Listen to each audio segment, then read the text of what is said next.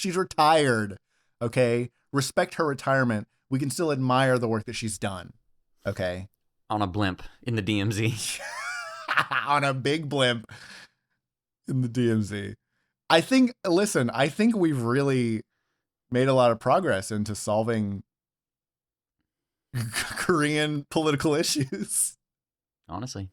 Kim, I hope you were taking notes. Yeah.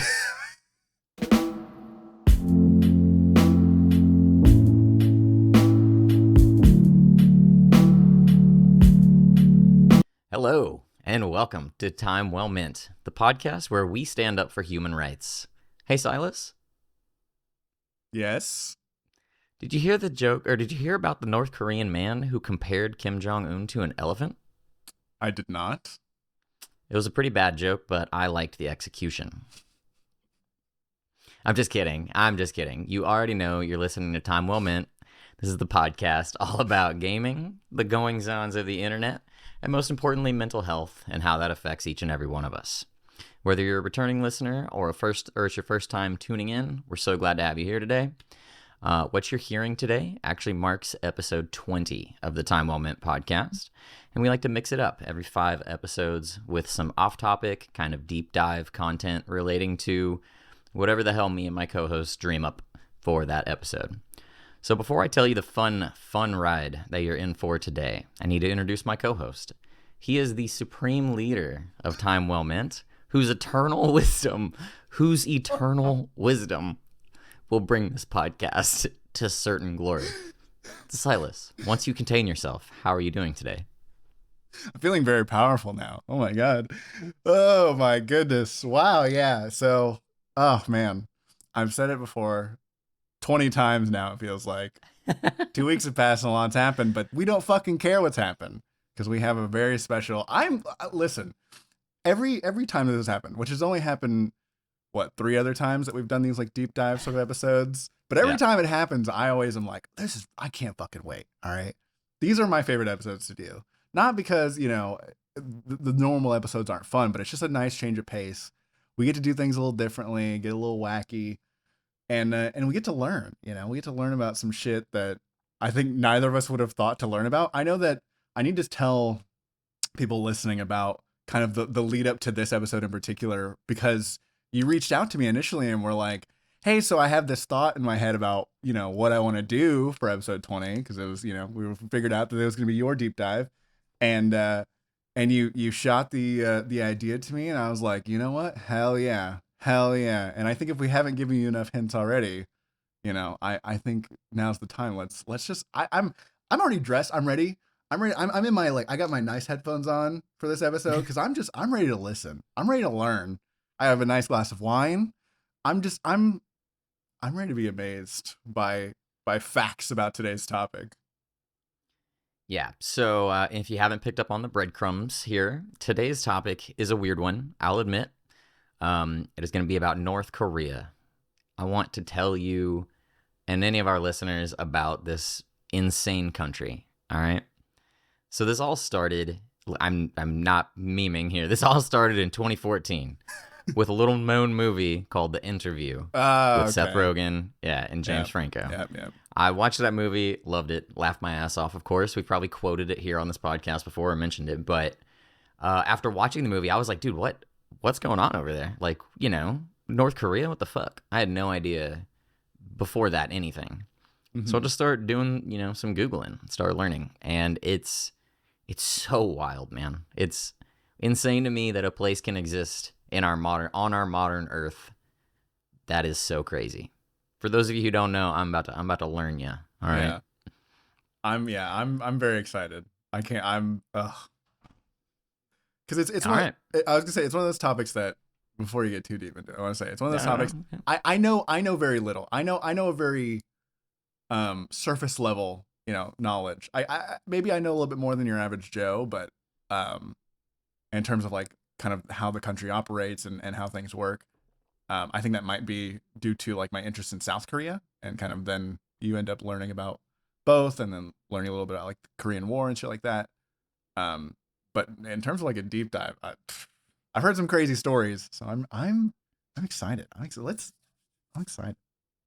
Take it away, my friend. So I don't want to get too deeply like historical. This isn't the History Channel or anything, right? But you got to know where it starts, right? Absolutely. So first of all, some of the oldest historical or geological findings have found that humans were potentially there up to as long ago as 2333 BC. Damn. For those of you who don't know, I had to Google it. That's about 4,300 years ago. There's some like scribings. I don't know if there's documents, but evidence, historical information about it was Korean mythology in that time, what the people in that area believed, and kind of leading up to time, not necessarily just that long ago. So the mythological belief is that the nation, area, land of Korea was established by the god king Dangun. I think that's how you say it. I might be fucking that up. That dude had some crazy story. Apparently he was born, his father was a warrior and his mother was half bear or something like Hell that. yeah. And that leads to him being a god king.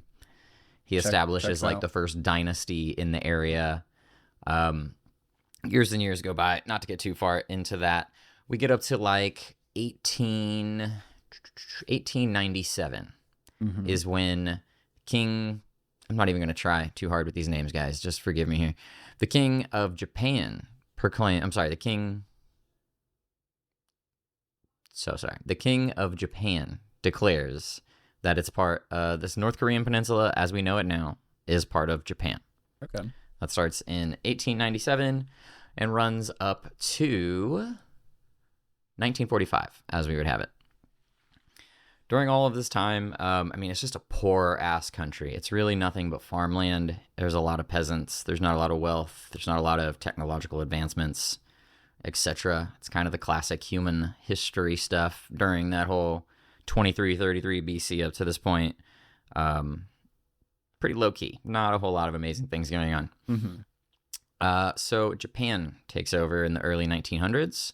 That's when they start becoming like a manufacturing hub. Kind of like steel mills, manufacturing, etc. Along with the whole time, basically the whole country is farmland. I mean, as much as it can be, it's kind of a rough geography, and it also has pretty rough winters. But as much as can be used is pretty much farmland at this point. So Japan takes over, builds a whole bunch of stuff. Then we get to World War II. Okay. By the end of World War II, Japan got their ass beat real good. Go USA. They just give up the Korean Peninsula at that point. Like as part of the terms of the surrender or whatever, the entire Korean Peninsula is no longer under Japanese control. And it gets divided right down I think it's the 37th parallel is the official term, right down the middle of the country. Okay. The northern half is still controlled by the Soviets, USSR, Russia, etc. And not just specifically Russia, but the allies within Korea who believed in the Soviet socialist ideals. Okay. And the south is pretty much occupied after the war by the United States. It's what we now know as South Korea. From 1945 up to 1948, it's like the countries are kind of finding their identity, I guess. It might sound goofy, but that's when it gets, kind of cemented of who's going to be in control, how it's going to be run, etc., etc. And that is when 1948 is when the DPRK, as we know it, the current government system of North Korea, is founded and began. The South, they have a different name. I don't remember. But during this period, as the DPRK is being founded, is when we first get introduced to Mr. Kim Il-sung. It was around 1948. DPRK is formed. He pops up as a somewhat leader. He's not the official leader just yet, I don't believe. So 2 years later, he is officially the leader. And he goes off and he starts the Korean War. Okay. Now, during this whole time, the huge argument, the people in North Korea, they actually, up until recently, the people in North Korea would not even accept the term North Korea. They believe themselves to be Koreans. The whole country were all Koreans. We're just currently divided because the devil United States has divided us. Okay. But up until 2024, it wasn't even until 2024, a year ago, that the North Korean government officially said, we are North Korea and we're no longer trying to unite the either side. Wow. Up until then, all of their laws, documents, belief system, whatever, was often leading to, we're going to reunite Korea one day. We'll be one whole Korea again versus being the North and South with this huge divide that we have in the middle. 2024, they were like, yeah, fuck that. We're North Korea now. South Korea sucks. They have the war, which was basically the Korean War. I didn't know a lot about the Korean War before this research, so this was pretty interesting to me. Kim Il-sung just decides now's the time. The time is now. We're just going to march over into South Korea. We're going to take it over. They were under the belief that the people of South Korea feel exactly like they do, and they're just waiting to be reunited, you know? And once we get there, they'll see that we're there, and they'll rise up and they'll fight with us, and we'll reunite this bitch. It's going to be an easy war, in and out, 20-minute adventure. Yeah. Didn't work out that way. The North Koreans invaded. Pretty quickly, America gets involved. Dude, Kim Il-sung got pushed all the way. He had to leave. He had to go to, I believe, Russia. He got kicked the fuck out, had to go all the way to Russia. Yeah. They kind of slowly fight their way back in to the point where they just are back to where they started. So they don't even have a treaty. Still to this day, there's no treaty between North and South Korea. It is a ceasefire. Yeah. It's officially known as the Armistice Agreement. Mm-hmm. So that's I know where there's still a DMZ kind of, I think it was like 5 miles of no That's- man's land and shit. So the funny thing is, the only thing I know about the Korean War, like the only real thing that I know about the Korean War, which is not even real, is from the video game Mercenaries Playground of Destruction on the PS2, which takes place during the Korean War. And I it's played that game and I don't remember anything about Korea. I just remember Exactly. blowing stuff up. I just remember it being South Korea versus North Korea, but that's all I know. Was it really? Where Yeah. was it? It was based in a Korea? It was based on the Korean War. You fight with South Korea against North Korea, and the people that you're capturing are all North Korean. They're not real North Korean. It's obviously a fictional game, Obviously. but the type of conflict is based around that Korean conflict. So that's why they'll never do a remake of that game, because it's too volatile of a game to do nowadays. I'm going to go back and replay that. That It's sounds fun. so good, dude. I remember loving that game when I was It's younger. so good. Oh man. So yeah, it's just they have this agreement. It's a ceasefire. We're not going to shoot at each other anymore as much, They create the DMZ, like you said, dude. It's 5 miles across, right across the center of the continent, and it's heavily fortified and 24 hours a day monitored on either side by both of the militaries, North and South Korea. Mm-hmm. That's so crazy to me. So here we are in 1953. Kim Il-sung got his ass beat. And during this time of the Korean War, something like 80% of the country was bombed by the United States. Holy shit. North Korea was fucking leveled. Like, leveled, dude. Wow. So they come back. They're, the war's over. We're going to leave them alone. We're all chill. They're still getting a lot of funding and help from the Soviets in Russia and China. They get all this assistance to rebuild. Kim Il-sung is really trying to cement his place as like the leader, the ruler of this place, but he's not quite there just yet. So he starts taking out some of his political opponents through different fashions, whatever. The one that I thought you'd find interesting. Okay. There was a guy, right when the war started, he wasn't part of the North Korean government, but he was in South Korea. And he was informing Kim Il-sung or his informants, whatever, that when y'all invade, you have so many supporters here. They will rise up and take care of you, and we'll win this bitch. And then, of course, it didn't work that way at all. So that dude ends up back in North Korea, and somehow he's not I guess he's not immediately, reprimanded for such a foolish mistake. They rebuild the party, and he's pretty high-ranking in the North Korean government. And one day, during some sort of Congress meeting, something government official, I can't mix these up, man. Kim Il-sung, Yes. has him arrested and thrown in prison with the allegation that he was sitting disrespectfully during this meeting. Oh shit. Ends up getting executed. for sitting disrespectfully. Shit. But many people would tell you that was probably his biggest political opponent. Like, that guy could have taken over his seat. So don't sit wrong before you're in charge. He was absolutely like man-spreading or something like that. Just like widening it, you know what I mean? Just like sneeze. Arrest that man. Super low, slouching in his chair and shit. Unbelievable. I feel like you and I would be captured and executed for instantly disrespectfully. So Americans, we cannot travel to North Korea. It's not legally.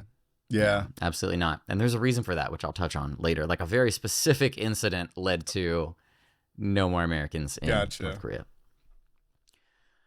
So I mean, that's really how he rises up to power. All of his political opponents just suddenly vanish. As you do. And he's in charge. Now, 1955 is when the first seed of the madness. I mean, it's all kind of crazy, but this is the first seed of madness is planted here. Okay. Kim Il-sung delivers a powerful speech to the North Korean people. The title of this speech, are you ready? Mm-hmm. It is called "On Eliminating Dogmatism and Formalism and Establishing Juche in Ideological Work." Okay. Now, I don't know if he exactly came up with this concept, but he plants this concept of Juche. Okay. Not quite a religion, an ideological belief system, but not a religion. Okay. Keep that in mind. And this whole system basically boils down to, you put your country before yourself, and your leader before yourself, and the ultimate goal of our country is to be entirely independent and self-sufficient. We shouldn't need anything from any other country, and we should be able to take care of ourselves. The country will always come first.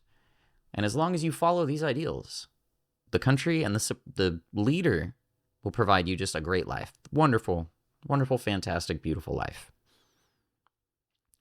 So it's socialist, right? Yeah. The government owns literally everything. Your house, your apartment, your farm, your factory, everything. Yep. You're literally, I don't know exactly how this works, but I was reading you're assigned an apartment. They just tell you, all right, you live here now. You live there. I don't know. Good luck with it. That's so crazy, man. I should have looked more into this, but I'm really curious. I mean, is it like, all right, you turned 18. Let me call up Kim Jong. All right, where's he living? Yeah, Apartment 14. Get the fuck out, kid. Let me call him and be like, hey, brother, where am I living nowadays? Like, what happens when you get? I guess I don't know if you have these answers or if you're gonna touch on this more. What is like marriage like? What are you doing? Like, what if you want to get married to somebody? Like, how does that work? Or, like, can you just like fall in love casually and then like have a kid, or what's going on there? I mean, I know that there's definitely marriages, and procreation is encouraged. Yeah, you need more North Koreans, farm workers, North Koreans. I mean, yeah, need babies. But I don't know. I suppose maybe in the same way, your dad just calls Kim Jong and says, "Hey, like, my kid just got married. Can you move them together now?" I don't know. Yeah, that's interesting. What it's like now, you guys got to stay in your separate apartments, and then you get visitation after your 19-hour workday. That might be it. Damn. So some extra homework that you have to take home after this lesson. Find out about North Korean marriages. God, I wish I knew that. I don't even know how to Google that fast enough to put it in the episode right now. What do you Google? What's the term there? How does North Korean marriage work? How do North Korean weddings work? Yeah. When men love woman, how do work in North Korea? In North Korea. Yeah. So that was 1955. He starts he gives this speech, and the speech inspires the whole ideal. It starts being written down as this is the way us North Koreans need to live. This is not, once again, not a religion, ideological belief system. Mm-hmm. But ultimately, at the top of this ideological belief system is Kim Il-sung. Yeah. And there's even I didn't put a date on this, but at some point in much more recent history, the Korean Workers' Party of North Korea has a 10 fundamental principles of the workers. And one of those states that... I didn't copy it. Ah, damn. Um, shit, what was that? Well, damn. Thou shalt not lay with thy neighbor's wife. Trying to think about the commandments.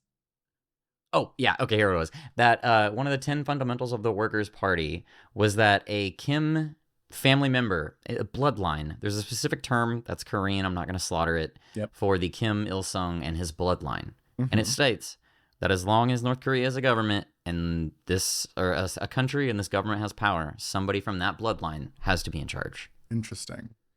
I mean, they worship him, dude. And all of them, they can do no wrong. It's so crazy. I watched a lot of kind of videos and things to just get more of a feel and more of an idea recently.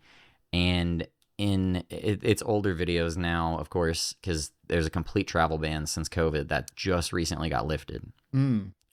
But the videos prior to that, in any visitation in North Korea is really, really tightly controlled. Like, you stay with this tour group, you sleep, you wake up at this time, we go eat here, you get on the bus, we go there. Yeah. Yeah. They control who's going to be there, so you can't just talk to the average Joe walking down the street too much. But every time there was kind of an interview with a person within the country who could speak kind of freely, or at least it seemed like they could speak freely. Maybe they really couldn't in that situation with the tour guide there.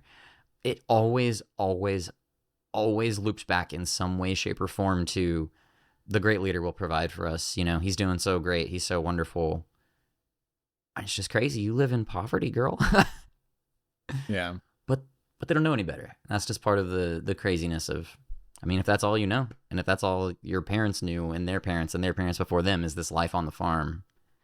But hey, Kim Il-sung, he's gonna bring us eternal glory. Yeah. Yeah. I definitely know a little bit about kind of the brainwashing that goes on, because I've watched some like South Korean documentaries about like North Korean defectors that come over and they go, Yeah. holy shit, like it, you know, we've completely, and the idea that like it only takes them a very short period of time before they realize like, oh, we've just been lied to our whole fucking lives. Like, America isn't evil, and like, you know, well, to an extent, but like, you know, they're not like this, you know, evil demon people. Like, they're, you know, they're just all these things that we were fed as, you know, youth, and as we grew up, and even as adults, and like, you know, we think of this guy as this god. Like, none of that, all that's bullshit. You know, it's all, you know, once it seems like a very tumultuous kind of relationship where like it could very easily break. So I can understand wanting to like pound that into people. Like, you need to worship me. It needs to be, put your country first, put me at the top of that. You know, like, it makes a lot of sense.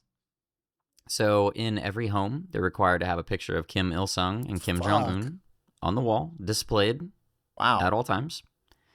And that is like a prized possession. All right. If your house burns down, you need to grab those. There was a case in recent years, within the last 10 years, of a man's house burning down in North Korea, and he grabs his daughter and runs out, left the pictures behind, got sent to prison. Damn. It's complete totalitarian dictatorship and control, and it's a full takeover of their minds. I'm glad you said that with the defectors, and it's every defector video that you watch, and there's so many. They're so interesting. Yeah. It's like the minute I got across that river in China, I realized, what? This is way better than where I was. Yeah, These people exactly. have technologies and can commute. They can just go up the street when they want. Yeah. Yeah, and that all started in 1955. He gives the speech. This concept of Juche comes to belief. It comes to be kind of the national belief system of the country, and it just starts getting developed and drilled into people. And because they want to be so independent. Our country has to be independent. We don't need info from other countries. We don't need assets or money or anything, even though the entire fucking time they're taking money from China and Russia endlessly. And part of you touched on this, part of the just complete hatred that North Koreans hold for Americans stems from the Korean War, because a certain group of white guys bombed 80% of their country. Yeah. I mean, it's hard to forgive that. It is. I can understand their perspective. You know, if another country bombed 80% of your country and, you know, killed endless people, there's going to be some ill will. And then the whole government forms shortly thereafter that around this idea of we're going to be independent, we're going to be isolated, and fuck America, basically. Yeah. Kind of almost built And upon hatred. so then I'm sitting there thinking my grandfather was born in the 50s. Mm-hmm. So if that's the belief system that he grows up in, teaches that to my father, who teaches it to me, it's just, it's deep, dude. It runs Yeah. deep. I think a lot of people don't really think that much into like learned behavior and how like it's funny because I just had this conversation with my mom about kind of this like half and half perspective of like I think my kind of thought process is like, you know, you're like half raised by your parents and the other half is your environment, whether that be, you know, your surroundings, your friends, you know, the whatever, how your teachers, like all that sort of shit ends up kind of melding together to then make you, right? So I can definitely see how, you So know, then getting fucked up when like the that. when your entire world Yeah. is nothing but the ideas of we're great and wonderful, we're independent, and America's assholes. Yeah. Because, you know, like I said, socialist country, I didn't even realize this, but in a socialist country, there's no advertising. There's a need to be. The government owns everything. They're just going to advertise themselves. And that's all it is. You hear those like megaphone speaker videos from like old German, like Nazi kind of propaganda shit that's going on in North Korea constantly, all the time, everywhere you go. Yeah. Bus station, gas station, whatever. And then just the, you know, every bit of art and the statues and structures depict, you know, war and defeating America and our enemies. It's kind of just an endless barrage of we're going to be invaded and you have to be the best you can be so that we're ready for it. Yeah. And then we'll defeat them and have eternal glory. Damn. Yeah. So have you ever heard of Amnesty International? The name, funnily enough, sounds familiar, but I probably need some refreshers. I got you. That's a international non-governmental organization that independently operates to judge various factors of different countries around the world with kind of a heavy focus on human rights. Yeah. In 1961, Amnesty International deemed North Korea as the absolute worst record of all human rights, and that has not changed since. Wow. What year Still was to this this that they 1961. God damn. So it only took them, I mean, they really kicked this all off in early 50s. Yeah. I mean, they Early- formed the government, quickly went to war and got their asses beat. Yeah.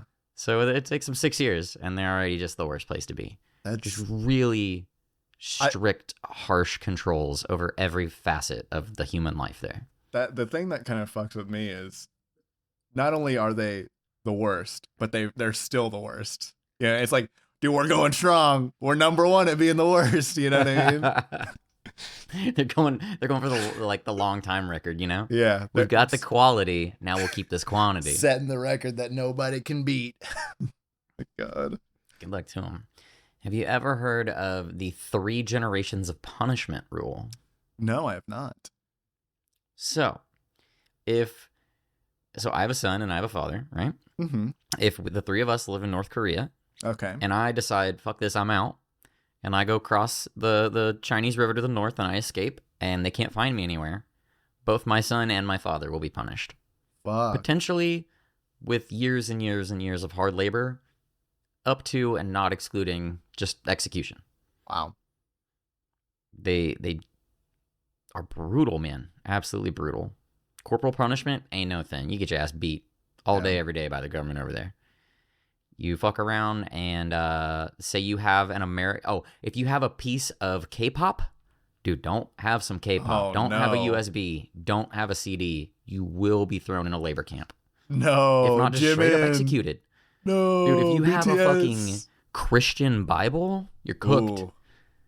You're Yeah, cooked. That is kind of curious. So is religion just like a no-go for them? No go. It's just the ideology. Just love the supreme leader and love Wow. your country. I mean, here's the thing.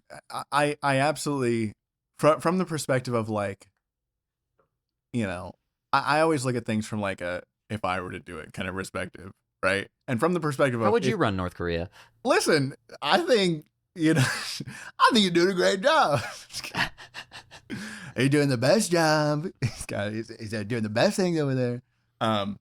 I think that's kind of like what, yeah, you'd absolutely want to. I think of, I don't know why, this is kind of fucked up, but I think of it like from the perspective of like 40K, like Warhammer 40,000. Okay. It's legitimately kind of the same thing that the Emperor tries to do, where he basically decimates all opposition and then completely removes religion. And it's not until he becomes like a shell of his former self and then rises to this like, he doesn't even do it by force. He does it by accident, where the people just start worshiping him as this god emperor, right? But this idea of like removing all religion to then maintain control, but the thing about it, the difference there is that it's more of like, I'm doing this that will be a science focused, move forward and reunite humanity across the stars. He's doing it from like well, I just want total control and I want my people to worship me. There's not more than that, right? There's not much more that he can do with that. But I mean, at the same time, I can absolutely see why you would want to remove religion. Why would you want any higher power to be worshipped, right? That's right. There's no higher power. Supreme leader will take care of you. Yeah. So you might have noticed at the beginning, I told you this is the Democratic People's Republic of Korea, right? It's democratic, dude. It's really not. It's really not. The Kim family allegedly rigs, every election to put who they want into power. Yeah. And then the Workers' Party of Korea they control everything. They have collectivized farms, healthcare, education, housing, food production, like everything, dude. And another big important facet of the government is their military first. Military first, because we got to be strong when America comes to take over our flat-ass barren land. We got to be ready to fight. Yeah. So if you're a man and you're 17, you're going to the military for 10 years. Oh, wow. You're a woman, 17, you're going to the military for 6 years. Wow. With the exception of if you're rich, if you're the son or daughter of one of the high-ranking government officials, Interesting. They get the preferential treatment. Makes sense. And that's where, the capital is Pyongyang. Yell at me for pronunciation. That's fine. That sounds about right. It does sound right, but it also, if you look at it, there's like 4 different pronunciations. Yeah. So. I think a traditional Korean pronunciation is always going to sound a lot different than like how Americans would pronounce it. But I think you're putting the effort in for it. So I'm putting in the effort. Give me a little credit. Some there. credit here, Kim Jong. I know you're the only one over there with internet the only access reason that sounds right is because, again, Mercenaries Playground of Destruction, they mentioned reference Pyongyang, and that's how they say it. So like, hey, that sounds about right to me. Sounds good. Okay, perfect. So yeah, dude, Pyongyang is basically the only people you're gonna find there are government, high-ranking, or wealthy people. Okay. That's one of the only cities where you're gonna find actual traffic, because the vast majority of North Korea can't afford a car. Yeah, makes sense. Part of the government wages is like, it's equivalent to American cents for a week of work. Wow. But then they don't also have a huge need for that, for money, because the government, they give you something like, I think it's definitely cabbage, maybe cabbage and rice, I think. It's either weekly or monthly, like allotment for every citizen. You go out there and you get your cabbage and your rice. Yeah. And feed you for the week, I guess. There you go. You want more than that, good luck, because everything's super expensive. And if anything is imported, it's crazy expensive. I mean, you're definitely not getting a Coca-Cola in North Korea. Yeah. So yeah, that's like 55 up to 91. That's Kim Il-sung. He's ruling it. He's building this up, and he's really planting all the seeds. And the forest is growing fast for his just complete and utter total control and power of this country for all of time, possibly. Yeah. 1991, man, he croaks. He falls over dead with a heart attack. No. And it's, it's a little awkward. Like, oh, the supreme leader died. Oh shit, what do we do? And that's where the idea of, okay, his bloodline will take over. His son, Kim Jong-il, he's ready and raring to go. But you can't just you can't just slide, Pop just fell out of the chair dead. I can't just sit down just yet. Yeah. So the government decrees we're going to have a 3-year mourning period for Kim Il-sung. Wow. Okay. Everybody be sad for 3 years. No fucking smiles. My Don't you God. giggle. And 3 years goes by, and they're like, all right, the mourning period is over, and by the way, we got Kim Jong-il now. He's cool, guys. He'll take his father's footsteps. He's the new supreme leader. He's the new great leader. They actually have a different term for each of them, but it's all supreme leader. Yeah. His kind of reign of time, it's more modern, and it's a lot of political, kind of Cold War in the 90s, or not the 90s, but just the lingerings of Cold War, communist versus Democrat, blah, blah. But it's still a lot of the same thing. I didn't really find that period as interesting up until December 2017. That's when Kim Jong-il falls over dead of a heart attack. It runs in the fucking family, dude. Wait, what? Yep. 2017. That was when he went 1991 to 2017. I didn't realize he died of a heart attack. I don't know why I don't know what I thought he died of, but I didn't realize it was a heart attack. Damn. They both. They're both how old was he? Great question. Let's find that answer real quick. But yeah, heart attack, man. I just think it's funny. It kind of runs in the family. Yeah, like, yeah. Y'all, dude, Kimmy, you better go get your heart checked. I was gonna say, fat Kimmy. Ass. Yeah, I was gonna say, big boy. While you're looking that up, I want to say one of the things that I know about South Korea is they also have mandatory military service. I don't think it's nearly as long. I think it's only for a couple of years. But I know that they also, obviously because there's so much tension on the border. Yeah, they also have mandatory military service. There's I follow a lot of the pro gaming scene with different games, and there's been pro players like Ryu Jae-hong is one of my favorite players, and he had to, or no, was it Ryu Jae-hong? Or no, it was someone on his team that had to retire early. And the kid was like 18, but he had to retire because he had to go do his mandatory military service. And I know that with certain careers, you can actually put it off for a little while. But not video games, huh? Yeah, no, even then, like you still have to. You can put it off, I think, for like a couple of years, but you at some point in time you have to go and serve. Like I know that even like all the K-pop idols too, like they have to serve. That's just what I think there are very few exceptions. It's something I have to probably look up, but I know that there are some exceptions. If you hold like certain, if you have certain jobs, then those jobs are exceptions. But for the most part, everyone has to. Yeah. And you're telling me homie's 1 million Twitch followers didn't get him out of conscription? Nope. Wow. Because I know Ryu He should have fought like I'm traveling to America to bring glory through League of Legends. Oh, you said Overwatch. No, yeah, no, yeah. All they all had to at some point. And I think that they can wait because I know that Jae-hong did it for, and again, I think it's only for like a year or two, maybe. And Jae-hong did his early, so he kind of, I think by the time that he got into Overwatch, he had already done his service or was like already ready to do his service. But his teammate, I could go into like the whole lunatic high run. That could be a whole other deep dive that I would love to do at some point. His teammate had to go and leave and do that. But anyways, so continue with that's just a little perspective from the other side of like, they both kind of have to do this shit to, they feel the need to protect their land and watch that. That's no man's land. It's a little, it's kind of cool, to think that you have that much pride in your country if you're actually willing to like go do it happily. Yeah. I don't know. I think again, too many Americans who are actually just ready to, they're like, I want to go fight for America anymore. Well, I think a big part of it is there's this sort of semblance of like, oh shit, if I don't go do this, like we could actually, there could actually be trouble. Right. So there's one a looming threat right there. A looming threat. Absolutely.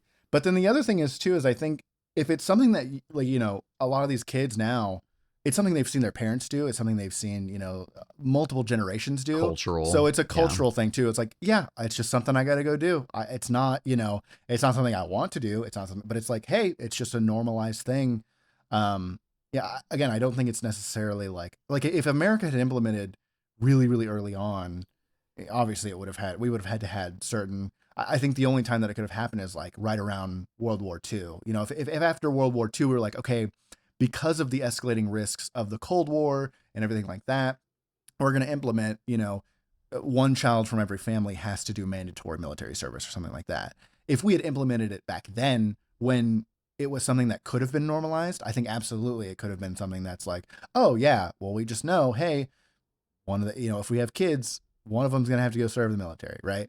That would just be like a normalized thing for us because it would have been something that would have been done. We would have had generations already prepared to do that. I think it's kind of the same with like South Korea and even North Korea. I mean, I'm sure they're like, hey, if we know that if we have kids, they're going to have to go serve in the military for 10 years or however long, depending on, boy or girl. So kind of one of those things that it's just normalized. Yeah. You sparked a thought in me there. There had to have been some poor bastard out there who was at the top, some South Korean player who was at the top of his game in Overwatch 1.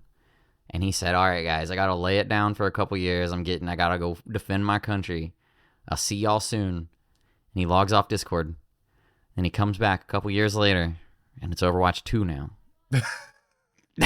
Well, I don't think their service is that long. Man, I really, you're making me now want to do a deep dive into Lunatic High and their run of the Korean Overwatch League. Because before it became OWL, they had the Korean tournaments. Obviously, NA got absolutely fucking stomped, and it was just Korean teams fighting each other, basically. Same with like EU teams. No one was comparing to Korea and how they were playing the game. And there was one team that really stood out called Lunatic High that won so heavy-handedly, and their run like really set the pace of how the game is played. I'm not going to get super into it. I could go super into it because I've done a lot of research on that, but but their star like DPS player had to leave because of his military service and couldn't go into OWL. He had to do his service. The only like kind of saving grace is at the end of the first season of OWL was he got to come back and do like a show match with his old team. And that was kind of a cool thing. It's the same way they lost their other DPS player because he wasn't 18, and OWL set that limit of like you have to be 18 to play. He was like 16 at the time. No. So, yeah. It's a whole man. I could go into a whole thing, but I'm not gonna. We're learning about North Korea, not South Korean video games. Okay. All right. Well, just for your information, South Korean conscription is 18 months. Okay, 18. Yeah, I knew it was like about 2 years because I knew it wasn't nearly. I was like, it's not nearly as long as 10 fucking years. And then, dude, imagine. Okay. If you're in the military as an American, you're going somewhere, You're getting shipped somewhere to do something. In North Korea, what the fuck? You get shipped like 50 miles up the road and defend the border for 10 years. Yeah. The total of the total size. Cool. You just watch for defectors. You literally just watch for your buddy Jim trying to make an escape, and you got to shoot him in the back. Damn. Fucking Jim. That could be a Korean name, right? That wasn't racist. No, I think so. I think actually. Kim, Jim, yeah, checks out. Jim in, dude, Jim in. We're crossing the DMZ on this one here. So also just as a point of reference, the total size of the North Korean country is just slightly bigger than Mississippi. Wow. Damn. Yeah. It's not huge, dude. Wow. I always forget to put perspective on the size of other countries, like how like what all of Europe can fit into Texas or some shit like that, or some wacky statistic like that. Yeah, you could fit like 5 Europes into Texas, I'm pretty sure. Something like that, yeah. So that's kind of the. I want to talk about like the creation. How did we get here? In that Korean War, the build up. Dangun, the God King, and his bear mom or whatever. It's just, it's also interesting to me. But I just have a lot of kind of fun facts now. Sure. Kind of fun facts for you here. Probably fun from an outside perspective. It's fun if you're in North Korea, I'm sure. Yeah. Well, maybe not actually. They have 28 legal hairstyles. Wow. What? I believe it's 18 for men and 10 for women. You walk into the barbershop, salon, whatever it is, they have the pictures on the wall. It's like, you get one of these, and that is it. Editor me is going to throw up a chart right here of those hairstyles. I can find it. I can find it. Do it, yeah. Anything else outside of these preferred hairstyles is considered Westernistic. You're being too American, and we don't like that here because we hate America. You also can't wear, there's no denim jeans in all of North Korea. There's no denim jeans. That's what Americans wear, Silas. We don't do that here. Interesting. Okay. What about corduroy? Can we do corduroy? Can we do burlap jeans? What are we doing? Maybe a nice burlap. Some of those like sequin jeans. Does that count? Hell yeah. That's definitely Western. That's definitely Western. Some silk pants. Can we do silk pants, baby? You know, what are we doing? In all the videos I watched, I didn't see one sundress. I'll tell you that. Damn. Dude. Yeah. This place sucks. Yeah. It's all that control. It's just, everything has to be controlled. Also, it's completely illegal. If you cut your hair in the same style as Kim Jong-un and walk down the street, hard labor for you, bitch. I've heard about this. Yeah, I've heard about that. That's one of those facts that like just doesn't sound real. But this whole episode, man. This is 2025, and there is a country that you can't have a hairstyle because the leader has it. Imagine if we couldn't have our leader's hairstyle. Not that anybody would fucking want it, but damn. I almost wonder if it would piss him off if everybody started rocking that hairstyle. Like it's mine now. It's like powdered wigs all over again. Jesus Christ. And part of that, I mean, you know, they're so harsh. You can be punished for a crime your dad did, your brother did, your son, whatever. Yeah. And it's so many things. I mean, if you were to disrespect a picture, if you fold a picture of any of the Kim family, hard labor, bitch. Wow. I told you the story about, you know, he didn't save the picture from a fire. Hard labor, bitch. Damn. And, I mean, part of that, I think, is because they need to keep the government running, and with all the government farms, we need these prisoners to do this labor, right? Cut down the trees and farm and do whatever else. As of 2018, there was 120,000 known political prisoners or you know, people thrown into hard labor camps. I don't even have the actual total population. Yeah, good question. I was just about to ask, what is the population of North Korea? What percentage of like? That's crazy. 26 million. Damn. That is as of last year. An insane number of political prisoners. Well, those people probably folded a picture of Kim Jong-un, bro. You don't fucking do that. Yeah. I was going to say... They might have worn denim. Were you going to mention the story about I think it was an American man who... Okay. Otto Warmbier. Warmbier. Mm-hmm. In 2016, he was an American. Yes, an American traveled in 2016 to North Korea to do one of their guided tours. He was just kind of a younger guy. I think he was in his 20s or early 20s. And he was interested in North Korea, wanted to go check it out, see what it's about. He goes over there for a visit, and during one of the nights, I guess he left his hotel room, or somehow, some way, he stole a poster off of the wall of the North Korean hotel and packed it in his bag and tried to leave the country with it. That's found out. And he was immediately arrested, thrown in jail. Absolutely no cooperation between the North Korean and American government. There wasn't a goddamn thing the U.S. government could do for this poor kid.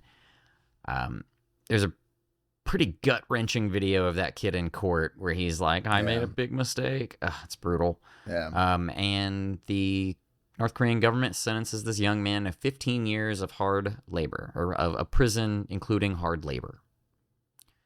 He is there. This timeline's murky. I saw different things, but from the best I could tell, he was only, after the prison sentence, about a month later, he fell into a coma. And then he was just hanging out in the hospital in North Korea for like 16 months. And then finally North Korea's like, hey, we're sending your boy home. Y'all should be happy. And they send this kid home in a coma.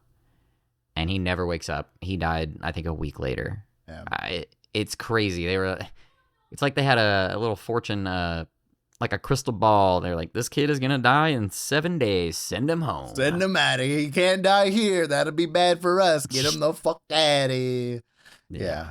That was a huge news story when it happened. That was the event where the United States said that no American will travel Yeah. to North Korea for any reason. Yeah, which is smart. I mean, fuck.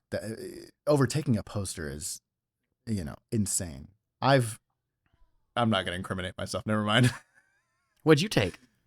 Uh, Signs of sorts. Ooh, you stole the little Whataburger things, didn't you?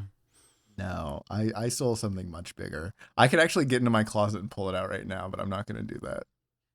All right. Maybe No a different incrimination. episode. I don't want to do 15 really years not of gonna. hard labor. I think it's like federally. Not. I don't know if it'd actually be a federal crime. I don't think so. Maybe the editor should just take all this out. Yeah, I'm just gonna mute this section. But yeah, man, like so that was I've seen, yeah, you steal little things. I've probably stolen a poster. Stealing is bad, kids. Don't do it. Don't steal. Yeah, it's bad. Unless The it's only like thing you're allowed to steal is my heart when you like and subscribe. the only thing you're allowed to steal is that subscribe button. In 2003, the DPRK officially withdrew from the Non-Proliferation Treaty, which was the international treaty for nuclear arms. Okay. That was when they began arming themselves with nukes and missiles and everything else. Yeah. Kind of causing more political tensions in the last 20 years than... A little scary. Yeah, a little scary. And it all comes back to that thing of like, we're independent. We don't need anybody. Yeah. You know? I feel like I might have skipped over this part, but it was in 1991 was when the Soviet Union fell. So Okay. there's no more USSR, Russia, whatever. That was when things got fucking rough for North Korea. When all that funding fell out, there was international or national food shortages, and that was a lot of people died of a famine. There was a famine from 1994 to 1998. Damn. That was, I don't have numbers on it because honestly it's just kind of grim to think about that many people just dying because there's no fucking food. Yeah.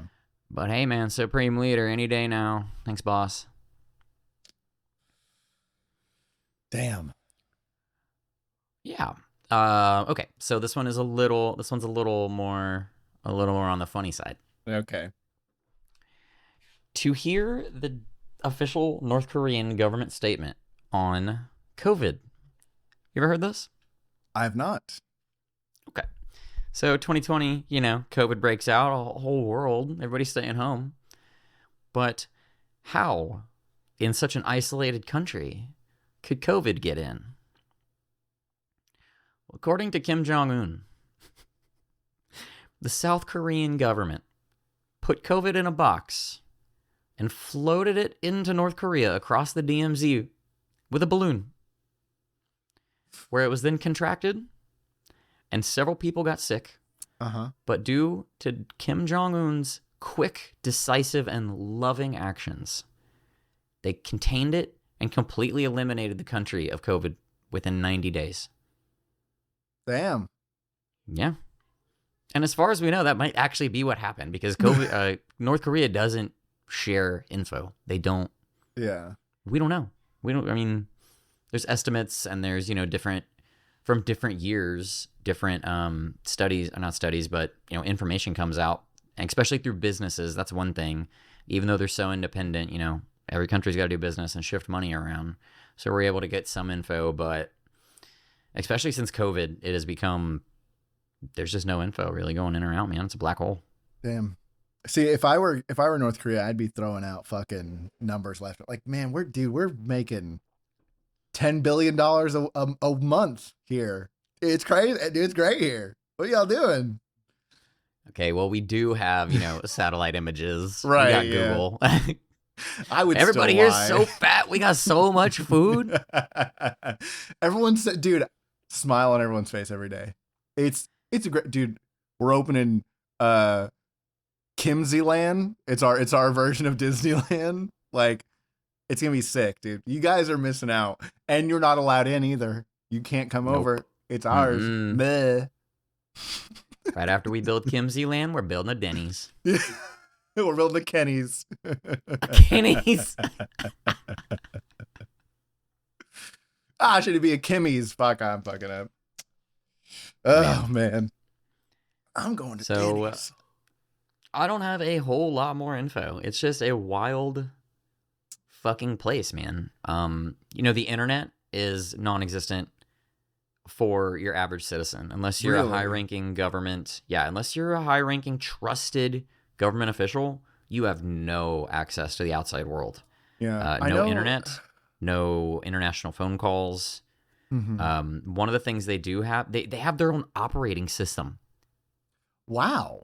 Okay. Yes, because what they have is an internet that only works within the country. It doesn't go in or out. Damn. So its citizens can use that to check the bus schedule and shit like that. But when you have such a tight, locked, and controlled system on your internet, you can't have people hacking it, right? These Koreans will hack their way out and they'll learn about Denny's, bro. Yeah, we can't have that. Dude, can't have a learn about fucking Denny's, not Denny's. So part of that is they have their own state operating system. I'm gonna have to find the name of it. But it's crazy, dude. I've seen some screenshots. I'm curious about the Red Star OS. No way, really? That actually sounds cool as fuck. I'm not gonna lie. That sounds fucking cool. That's way better than Microsoft Windows, or fucking Linux, dude. Red Star OS. That's metal. Ultimately, it's a modified version of Linux, but I'm sure, they've modified it and locked it down. So if you are one of the lucky people in North Korea who can afford a computer, you got that Red Star OS. Damn. I'm curious as to can they play? Is there anyone any word of video games or anything? Because I feel like one of the Kims is eventually going to be like, man, getting really into this wacky game called League of Legends. Hey, I think we should probably make a League of Legends team, and you guys are going to train 16 hours a day to then win an internal tournament. You know what I mean?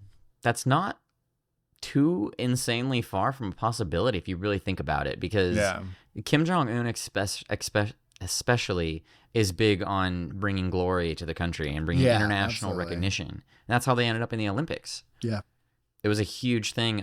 They have very special elite soccer academies in different sports. And, the best of the best gets sent there. Your family might be moved from out in bumfuck North Korea in the farmlands to Pyongyang because your kid is really good at pole vaulting, Yeah. So maybe if Kim Jong realized all the money to be made off League of Legends. We could do some esports. Dude, imagine they start winning esports tournament and suddenly become this country focused around esports. That'd be fucking wild. I wonder if Marvel Rivals is compatible with Red Star OS. Dude. Someone needs to make a patch or something, because man, I feel like we could change the perspective of the country, If they shift their focus from nuclear science to then going nuclear in a video game, getting a nuke in COD, dude, could change it up. Well, I'm just sitting here thinking, what happens the first time Kim Jong is like, oh, let's check this out, and somebody immediately just shits on him. Fucking noob Spider-Man. You fucking suck, bro. Yeah. Well, the thing about it is he would probably fill lobbies with his own people who would then throw matches really hard, so he could feel for really the supreme leader. Yeah. I'm throwing myself to give him the nuke. The thing about it is he's immediately not going to want to play because he can't get the name Supreme Leader. That's not, someone already has that name out there. Oh, dude, he'd be pissed. He's gonna have to spell Supreme with a 3. Yeah, Supreme with a 3, Leader with a 3 and a 4, and 6'9". He's 6'9" XOXO, shit like that. Yeah. Man, the funny thing, the really only, I've heard some of the stuff that you were telling me about North Korea. One of the things that I know about Kim Jong-il is his relationship with Dennis Rodman. You know about this? I don't think I read about this. So I could be wrong about this. I'm pretty sure I'm right about this.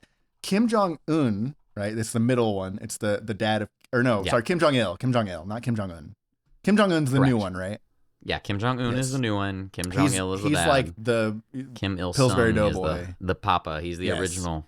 Kim Jong-il, big fan of Dennis Rodman. For whatever reason, I don't know what it was. Are you looking at, there's pictures of them together. I am. There's pictures. There's legitimately, I'll throw a picture up on when I do the edit. There's pictures of them together. They look so goofy. Yeah, they had a legitimate friendship. It was such a weird thing.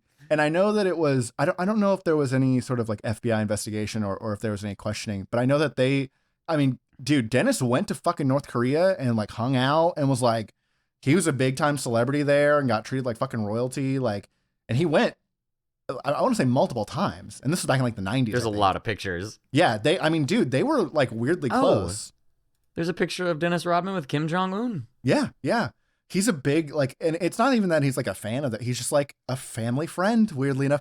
And it's like Dennis Rodman of all people. Like, I don't know. So it's always funny. I think about like how, you know, the only real window to the outside world that is within North Korea is within like the hierarchy and within the Kim family specifically. Because I know that like clearly Kim Jong-un is a fan of basketball. Kim Jong-il is probably a fan of basketball as well, like American basketball. And you got to think about what other sort of like media they're absorbing, right? Like what other things are they watching? Like, did they watch Squid Games and they're like, it's kind of cool, bro? Like, you know what I mean? Like, were they watching like, you know, maybe Kim Jong-un's like super into like The Bachelorette. He's like, Tiffany, that bitch, you know, dude. He doesn't truly love Tom. She doesn't truly love Tom. You know, just shit like that. Real like, Housewives shit. Yeah, exactly. Like, what are they watching? What is sort of entertainment? And obviously, I think I heard something about, I could be completely wrong about this, that a lot of the media this might be other countries. I know that there's certain countries that I think it's like certain Asian countries are getting media, like Western media, but it's like 10 or 20 years like behind, right? So they're getting shows from like the 80s, like, well, now it'd be like from the 2000s, but they're, you know, and like they're just now getting to experiencing it. It's why like you'll see in certain countries like Koreans are just now checking out Full House. Yeah, shit like that. But like you'll see like in certain countries like Western influence kind of hit, like decades previous version of Western influence hit just kind of really late. You know, you have like 80s hairstyles or like 80s fashion or something like that then pops up in other countries and shit like that. It's like, oh shit, they, you know, that Western media kind of hit.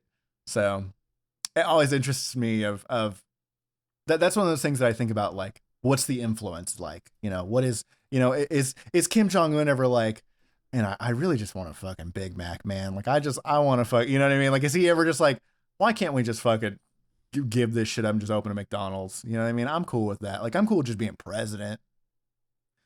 Nope.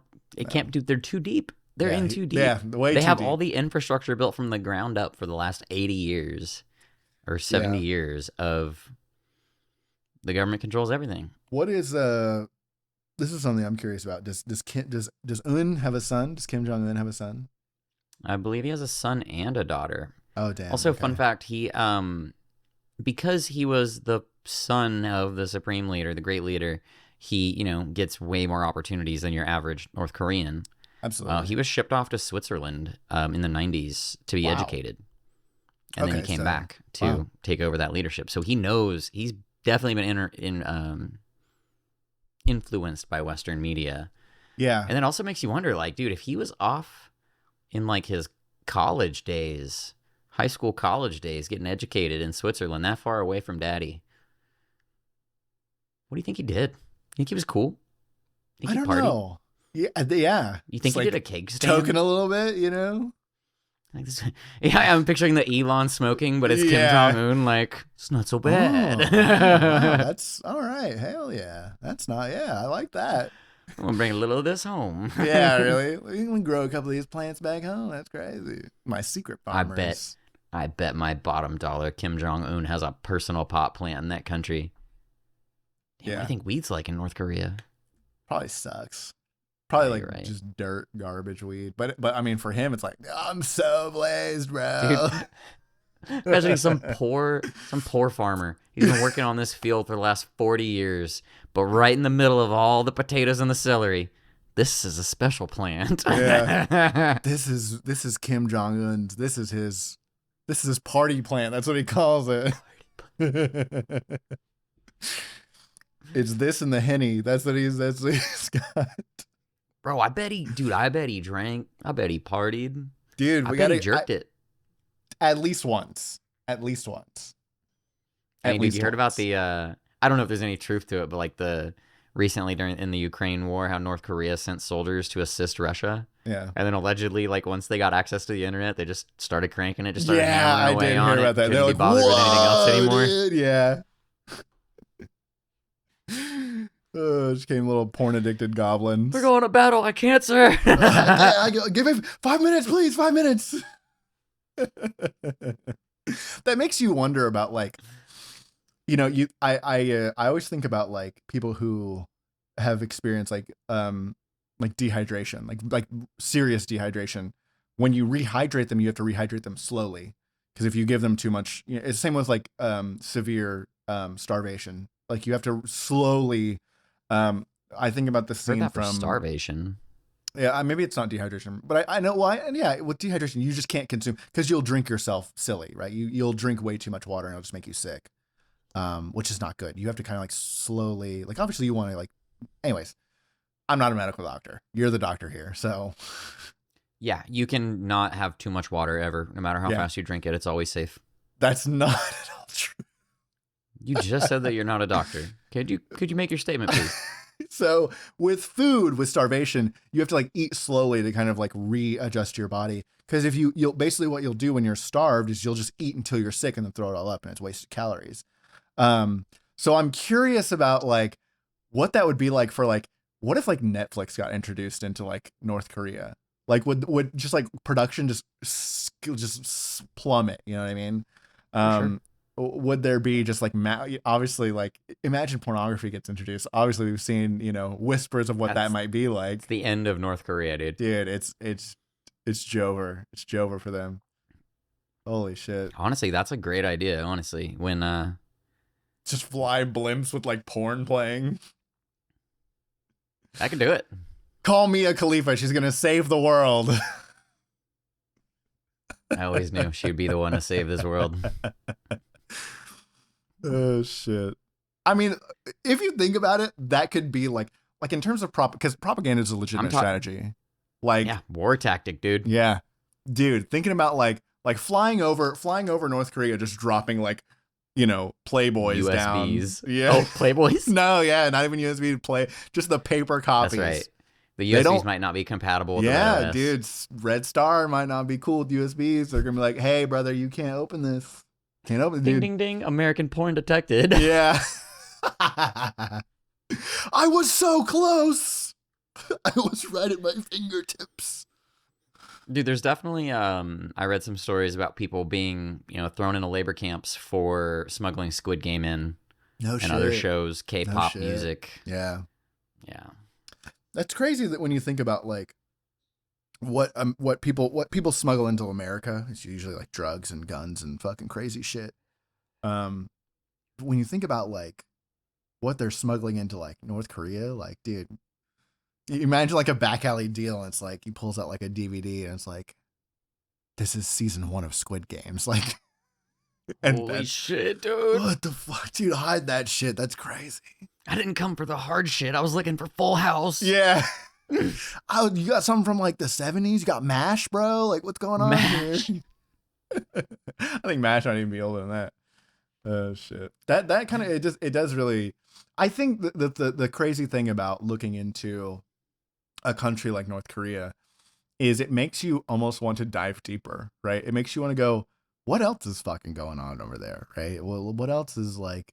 And I think there's almost that mystery, like you said, it's kind of a black hole because we don't really know what's happening, right? You know, they can say as much as they want, or we can view certain things with satellite, but we're never gonna, at least right now, we're not gonna know, you know, until we get like boots on the ground. There's no fucking way. So you're making me think of in the interview when they show him around the city and he sees all the sights. And then at the end, he finds out it's all fake. He's like, it was a fake fat kid? Oh, shit. I've never seen the interview, funnily enough. What? Yeah, I don't know why. It was one of those movies that, like, it was, at the time, I was like, oh, this is right up my alley. Never watched it. Dude, you'll love it. Yeah. It's peak. Honestly, RIP to the James Franco and Seth Rogen partnership. Yeah, I yeah, understand the reasons. I don't want to get into all that, but yeah. That's a whole other deep RIP to that dive. partnership, because Pineapple Express in the interview, man, Yeah, they made some can't be fucking beat. great shit together. Yeah, did you ever watch This Is the End? Yes, Yeah, yes, man, dude. just classic, man. Classic movies like that. I Oh actually, man, I missed something I did want to touch on. We briefly yeah, touched absolutely. on defectors from North Oh yeah, Korea. yeah. It's a big thing of, obviously, some people do realize this is a shithole. We're starving. This fat fuck Kim Jong is not providing us a goddamn thing, and we're supposed to worship him every day and look at his goofy ass face on my living room wall. So there are people who defect, they escape, they run away from the country. And that's a brutal, brutal task. All right. Basically, the way that country is laid out, your only real options are to go north into China, which overall, there's an estimated 30,000 people that have ever made it out in 70 years. Wow. That's Yeah. a fucking low number. Yeah. Jesus. Way, way, way more than that have been caught and executed or thrown into yeah, camps. I'm sure. But, if you want to cross into China, you have to cross the river whose name I don't remember. Mm-hmm. Most people, due to the currents, cannot make that swim during like summertime. It's called Things Are Way Better Over Here River. Things Might are as way well be. better on the other side of me river. Kind of, sort of, not really for a North Korean, but the ones who have escaped that route, they generally go in the winter. The river Damn. freezes. The river freezes Oh, solid. okay, So that they can makes just sense. ice skate right across. Wow. While getting shot at. Yeah. But the kick there is China is also a partner, an ally of North Korea. So if you get over there and a Chinese police officer or agents who are along the border specifically looking for North Korean defectors catch you, you're right back across the border. You're fucked. Yeah. So what you have to do is cross that river, somehow survive, get into China, not be detected, and then cross a desert into Mongolia. Once you're in Mongolia, you're safe. You're free and in the clear. Holy shit. The other option, man, I had this info and now I'm spacing on it, but people will get out through China and go to like Vietnam, Malaysia, Japan, other surrounding countries, Yeah. and then get on the first flight that they can or boat into South Korea. Yep. Because in South Korea, you're welcomed with open arms. Yep. They're like, you escaped. We are so proud of you. Here's a house. Here's money. Yep. What do you need? We love you. We're so glad you lived. Yes. Because so crazy. I think a big part of that is you really can't cross the DMZ. That's no, absolutely you won't not. fucking make it. Too guarded. Well, the thing about it is there's no.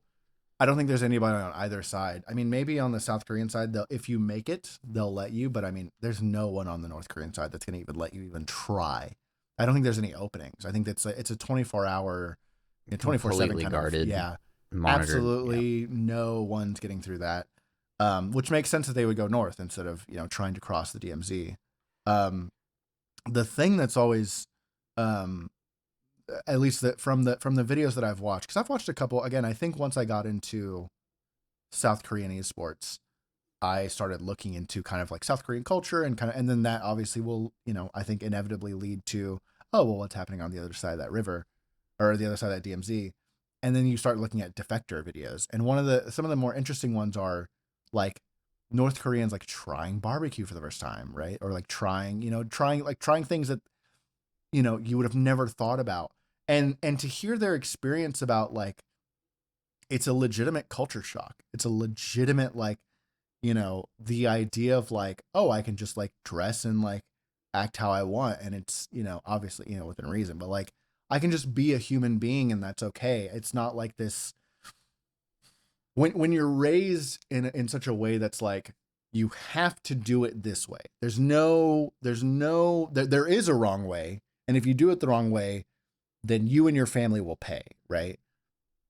Coming out of that into a place where it's like, I can go and like just eat this good food and like live my life and I can wear a green shirt. Dude, I can wear blue jeans, bro. What? Blue jeans, dude? Have you guys ever heard of this brand called Nike? Dude. You ever heard of these Levi's? It's crazy. I'm wearing Nike and Levi's. Dude, you ever heard of this fucking place called Denny's? Oh yeah. Got me a grand slam, baby. I don't know why this just popped in my mind, but I just wanna pluck a person out of North Korea and drop them in a Bucky's. Dude, get him to Buccee's? Hell yeah. Bucky's.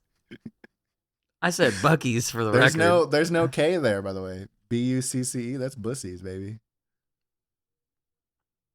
I don't like that. Thanks for ruining Bucky's for me. You can't ruin Bucky's. No one can ruin Bucky's. Bucky's Bucky's You know will what? outlive us all. I've talked a lot of shit here today about Kim Jong-un and his father and his grandfather and how they're all fat bitches. But I think I'm going to hit you with an even hotter take right now. I'm going to pass by Bucky's 99 out of 100 times without stopping. Yeah. It's just too damn big, dude. I here's the thing. I think Too many people. the aesthetic for us as like Texans completely gone, right? It's one of those things, it's funny is the last road trip I took, I stopped at Bucky's and it was great. Like, man, I got some kolaches, I got, some water and some Barbecue gasoline sandwich. dude. And it was good. But you're right. It's like souped up QT for me. Like, I'm I just think like, we're probably spoiled. We're just True, spoiled because true, they're so yeah. close to us and we could go to them anytime.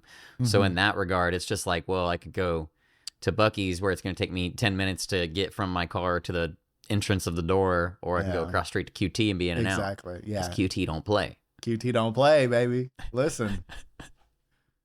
You ask anyone in the Metroplex, they're like, "Oh, are you gonna drive all the way out to Bucky's?" Maybe like once a month, but like, let's be real, not even that. But I mean, like, you have to be a fan at that point, right? You have to be going there with purpose. You're not going there like just like, dude. If you're I going went to there that QT frequently, today, and I got this entire thing full of iced coffee. I don't give a fuck about pussies. You know what I mean? I don't give a fuck. I don't give a fuck about their barbecue. I don't give a fuck about their nuts. I don't give a fuck. Okay. let it be put on the record. Silas is not a fan of Buccee's. 2025. That's not true, because I do like their kolaches, and I do like their. I listen. Bucce serves its purpose, but I'm not going to Buccee's anywhere near me. Okay, like if I'm going down to Austin, I'm stopping in Hillsboro to go to the Buccee's there, because that's more fair. convenient than like driving 20 minutes out of the way to go to Buccee's up 35. You know what I mean? Like, I'm not. Anyways. No, But- actually, you know what? I want to revise my statement. I want to drop a Bucky's into North Korea.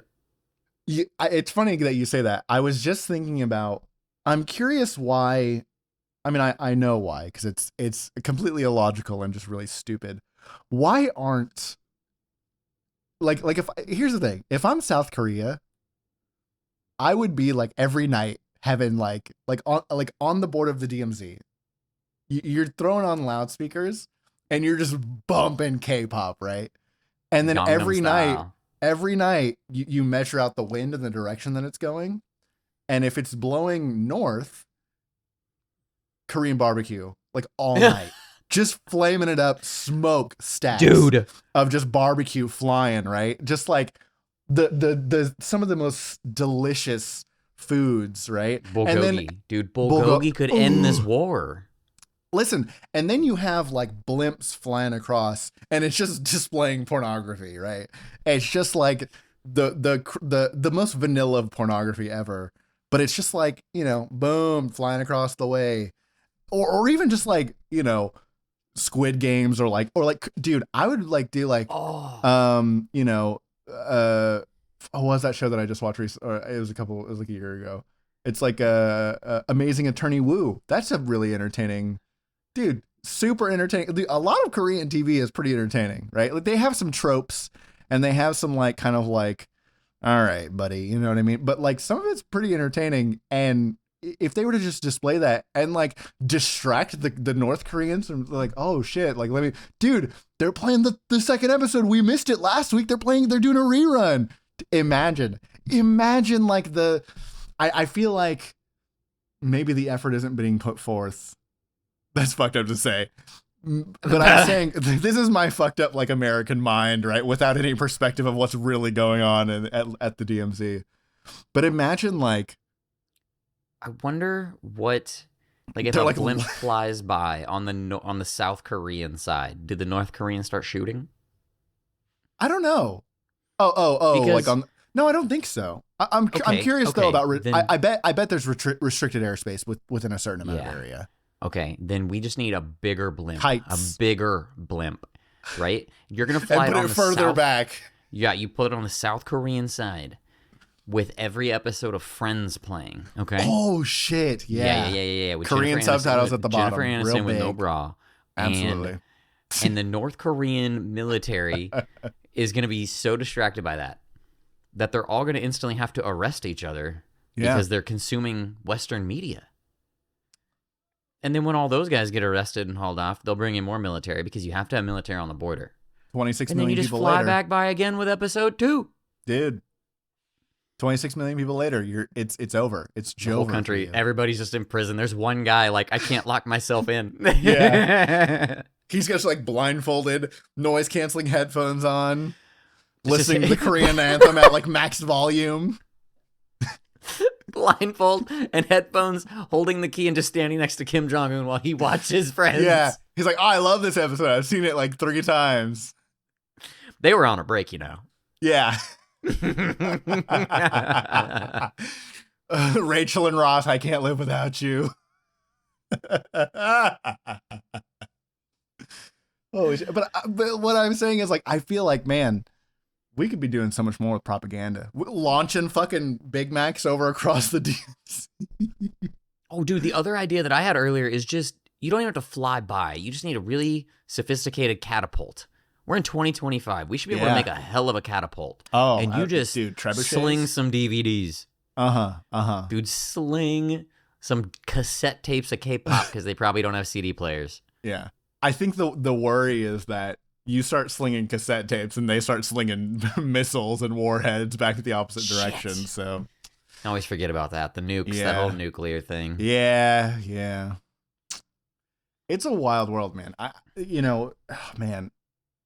I think about like countries like there's a number of African countries that I always think about too that have these very like tight knit, the way that they're organized, the way that they kind of operate is very much boasting up their leader. And that's a number of different countries that I've kind of operated. There's a lot of South American countries, the exact same kind of thing where their leader is propped up to be this, mega crazy person, right? And he's so smart, he's so wise, and he just can't do anything wrong. Dude, I really can't imagine living in a country like that. Go on.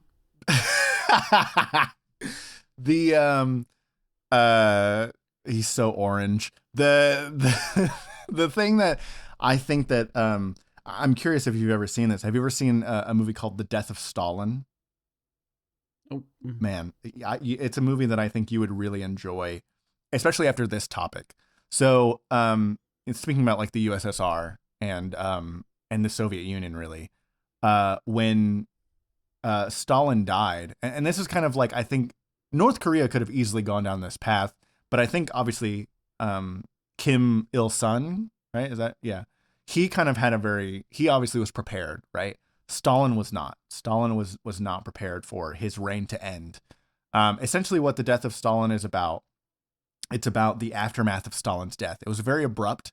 It was very, sudden, and the power shifted very quickly. And all of these Stalin loyalists, because Stalin was this kind of guy that, again, I mean, we could do a deep dive on him alone, where he was the kind of guy who had the secret police who were abducting people out of their homes, and executing them because they were, quote unquote traitors.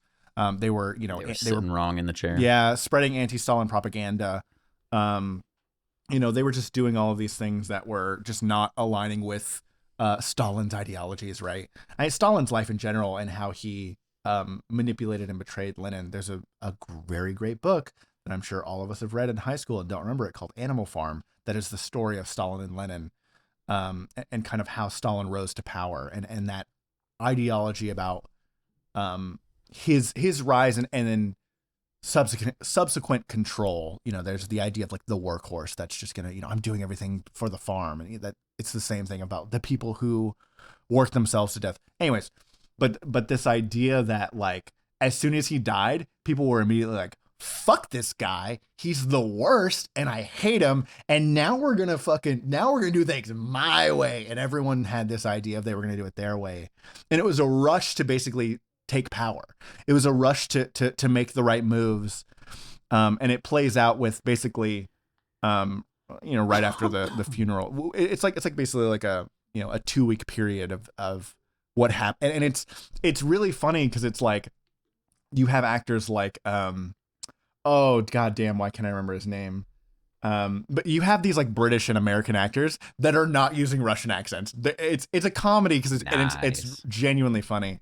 Oh goddamn, who is the hello my fellow kids? Son of a bitch. Steve Buscemi is in it. He's fantastic. I love Steve Buscemi endlessly. He's in it, but he's talking like Steve Buscemi. He's not talking like a Russian man, which makes it even funnier. But that's, oh man, if you've never seen The Death of Stalin, I think especially after an episode like this, definitely go watch that. And it kind of has that like what could have been if you can kind of put it into perspective of like what happened with North Korea. You know what I mean? Like it could have very easily turned into this, oh, well, he died, so then I'm going to kill his son and then take what's mine, right? So it was, oh man. It's a wild world that we live in, man. It's, yeah, I mean that's really the whole point of this episode. I was worried it might be just a tad depressing, just because it's such a sad country, man. It's sad for 26 million people, as we looked up earlier, and they legitimately just don't know any better. Yeah, they don't know about Friends. They don't know about Denny's, dude. They don't know about Marvel Rivals or anything like that. They don't, man. And they legit, like from, as I was saying, from some of the interviews of the people on the streets, you ask them, how do you feel about your country? And like, oh, it's the most beautiful, best place to live in the world, and our supreme leader gives us everything we need. Yeah. And that could be because it's on YouTube, which means it was like a curated interview. Maybe the average person, I would imagine the average person behind closed doors has to have some inkling. But I don't know. Again, if you're raised from birth, if that's all you know, like think about like, you come home one day and you're like, you're not gonna believe what I just got, and then you pull out an extra ration of like cabbage, and you're like, dude, the supreme fucking leader gave me an extra cabbage. There's no fucking way that Carl next door is getting an extra cabbage. He fucking sucks. I got the extra cabbage. I'm super loyal. I smiled extra big when he came by my little farm town and visited. Obviously, I'm getting the extra cabbage. So like, if that's all you know, man, like that's absolutely, not to be insensitive, but like absolutely, I think if it's all that you know, and it's all like, it's again, going back to like a lot of the defector videos, I think when they realize like, oh, things aren't so bad out here, all of these images that get painted in our heads of like South Korea and America and all these other countries, being evil, that's just not the truth. It's that we were absolutely brainwashed. You could look at any cult, in any sort of spot, and it's the same thing where once that is broken, like I think about, the actress from King of Queens who was a Scientologist. And once she broke out of that Scientology ring, she goes, holy shit, I was absolutely brainwashed. All of my Hollywood friends are all these people that were, that I considered my friends, that they told me I couldn't be friends with because of, they didn't have the same beliefs, and I shut my family out. I shut all these people out. It's the exact same thing. Oh my God, I shut all these ideas and this beauty and this art and all these things that could have possibly been, and I isolated myself. Obviously they don't have a fucking choice. Because they're under very strict rule, and it's been a multi-decade process. You can't speak out. Yeah, no, absolutely not. You can't say Kim Jong-un is a fat bitch. Yeah. Straight to death. We can, dude. Again, listen, this is why, our country has its problems. We're not going to get super political. We've talked about this a number of times. We're never going to get super political. But I think that we can all acknowledge that America has its issues, right? But I could call my leader a fat sack of orange shit if I wanted to, and no one's gonna stop me. You know what I And mean? I want to. Yeah. No one's gonna, but that's what I'm saying. Like, you can do that. You have that freedom, and then somebody could call me, you know, whatever they want, and that's that's just how we operate, right? Someone could type in the comments, "Wow, what a fucking loser nerd with your fucking silver dingly balls hanging out of your nose," right? Like, someone could absolutely do that. Crooked tooth snaggle bitch, like, you know what I mean? Like, you know, someone can absolutely do that, right? And that's the world that we live in. Whereas they live in this world where, you know, if you decide to save your daughter over a picture of the supreme leader, you're going to fucking prison, which is, oh man, you know, you gotta count your blessings. We don't get to choose, you know, where we're born or how we get to decide, you know. You about to hit me with the MewTwo quote? What? You about to hit me with the MewTwo quote? What is the MewTwo quote? Oh, I don't wanna. I'm just gonna MewTwo quote. I bet it comes right from like Pokemon 2000. Yeah, dude. What you do, it does not matter the circumstances of your birth. It's what you do with the gift of life that determines who you are. Holy shit! That's I wasn't gonna hit you with that exact thing because I completely forgot about that. But yeah, absolutely. You know, dude, Mewtwo is so wise. What the fuck? Holy shit! But you know, obviously, like, you know, we don't get to choose. We won the fucking. As far as I'm concerned, you know, we won. I kind of won the lottery. I get to sit here, you know, every other Wednesday with one of my closest friends and talk shit about this other country that, damn, it sucks for them, bro. Like, ugh, you know. I will say on that note, I've almost been a little bit inspired by my research into North Korea of like, man, Interesting. I wish there was some way to help those people, man. No, absolutely. There's fucking nothing that we can do as Americans. There's no. Yeah, I think. I mean, obviously, I don't want to go to war. I don't want people dying for you know, another country of people. But again, I think that it comes down to, I'm curious. My thing is that I feel like at some point in time, you know, if Kim Jong-un decides to follow his father's footsteps and send his children off to get foreign educations, that maybe there will be just this inkling, right? There will be just this little spark, because it always starts with one little spark. And that spark then grows into a large raging fire where the moment that Un dies, it's like, all right, well, his son's taken over. And his son goes, you know what? Denny's. I want a fucking grand slam. And the only way to get that is to change it up. All right, guys, we're going to have 3 years of mourning for Kim Jong-un. But as the Followed day by that's Denny's. over, we're going to Denny's, and Mia Khalifa is going to meet us there. Holy shit. She's bringing all her best work. We're going to watch World it on the peace. projector. World peace. Mia Khalifa is the answer. I firmly believe that Mia Khalifa is gonna lead us to world peace. Maybe. You know? Hey, Mia, if you're listening, why don't you come on the show? Why don't you come tell on us the about show your and- plans for solving world peace. Talk So- about how you were going to use your body of work. That's not an innuendo, by the way. It was pretty good, though. Talk about how you're going to use your body of work to help us convert North Korea into a legitimate democratic country. Because you have the power.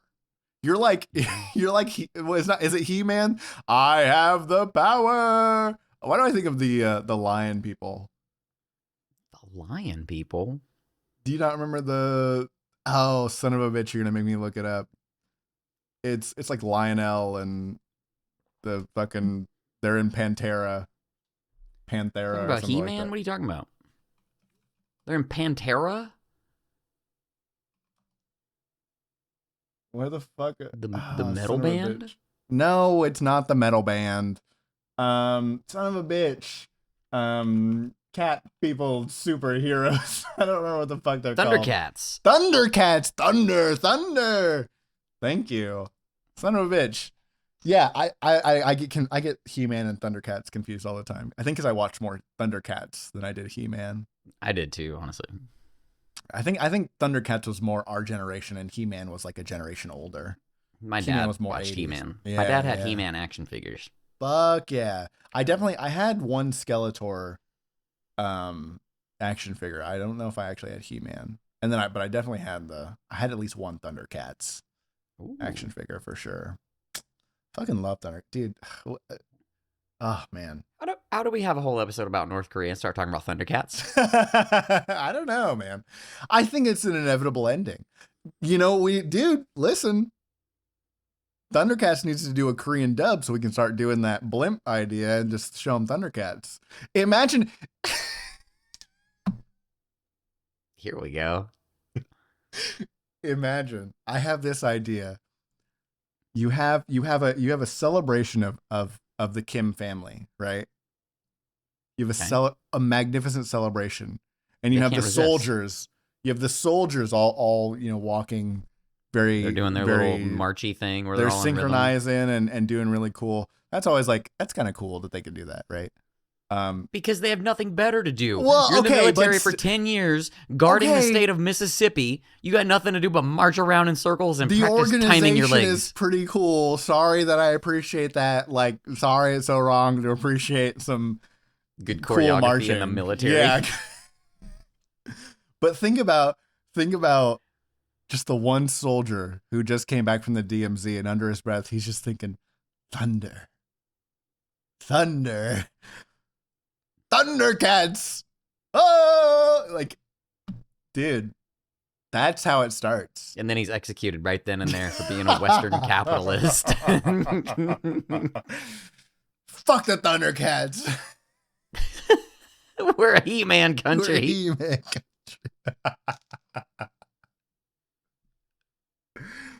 Oh, shit. All right. Well, I've officially reached the point in this episode where my cheeks hurt from smiling so much. So good. that's Glad how I you can know help, it's man. been a good one. Man, what a wild ride. I'm Again, I think, regardless of all the laughing and all the giggles and shit, yeah, definitely my heart goes out to like, on a more serious note, my heart definitely goes out to the people of North Korea, the people of South Korea too, man. It must suck to live with that, again, that looming threat of oh shit, the other side could at one point just fire the first shot, or something, there could be miscommunication. We could fire the first shot. All of a sudden things pop off, and that escalates, right? With how the geopolitical climate looks now, it's always scary to think about, like, what the outcome of that would be, and what the end of that looks like, right? I don't think it would be something that's solved very quickly. I think it's something that would be, brutal and horrifying. But at the same time, it's one of those things that, like, man, again, my heart just goes out to those people. I hope that within our generation that we're able to resolve these sorts of things. Obviously, that I think that that I have a lot of pessimistic views of the world, but that's one that I'm a little bit more optimistic about. I would hope that, again, that idea of, like, Kim Jong-un sends his kids off to a Swedish school because he goes, I want my kids to be educated, and there's that just spark of just like, you know what, maybe I want to do things a bit differently. And they hear some good Swedish metal. Fuck yeah! And they were like, "This is what I've been missing out on." Gotta let this in. They get a grand slam. Denny's and Mia Khalifa are gonna do a collaboration to save this world. Please. I want some Denny's now. I'll go to Denny's. I fuck with Denny's. I fuck with Denny's too. I have stories about Denny's and going to Denny's at like 3 a.m. being a fucking menace. Have you ever seen the metal band that plays a show at Denny's? Yeah, I have actually. Yeah. What the fuck is up, Denny's? What the fuck is up, Denny's? Yeah, I have. That's so funny. Good. Oh man, get those guys. Those guys out of Denny's in North Korea with Mia Khalifa. We're solving the world's problems here, guys. The first Denny's in North Korea has that band open with Mia Khalifa as a guest speaker. Doing her body of work. No. She's retired. Okay? Respect her retirement. We can still admire the work that she's done. Okay?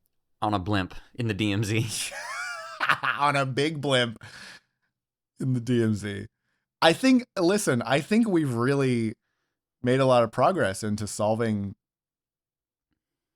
Korean political issues. Honestly. Kim, I hope you were taking notes. Yeah. Our one of our main viewers, Kim Jong-un. As you know, we have a Dennis Rodman like relationship with Kim Jong-un. Don't say that. Don't say that is not true. Categorically not true. What if no? Imagine Kim Jong-un becomes like a huge Time Well Met fan. What did that do for our numbers? Do we get invited to see him? Imagine our numbers. You haven't go up seen by, the like, interview. You don't get the reference. Imagine we get like a 26 million viewer boost. Oh my god. He's like, these guys, they're spitting fire. They're talking about getting us Denny's and Mia Khalifa. Turn off the propaganda for the day and play this. It's the episode of us talking about lolcows. Yeah. Christian's crazy. That's a crazy kid. You know what I mean? King Cobra JFS? Dude, I had no idea. I'm learning all sorts of things. Some poor Korean tilling the field sauce sandwiches? What the fuck?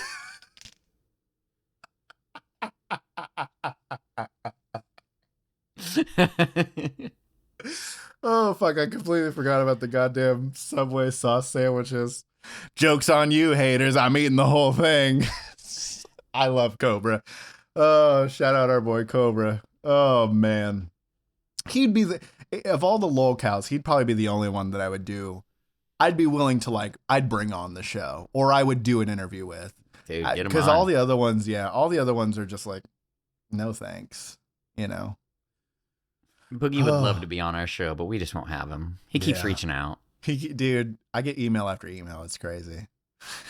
And he always just he gets a new email and he just adds one number. Yeah. I don't know why. I keep forgetting his password, man. Dude, gotta lay off the homemade booze, dude. You gotta slow it down. Holy shit. Well, yeah. I think that we could probably sit here and solve the political issues of Korea all day long, and we would love to. But unfortunately, I think that was time well meant.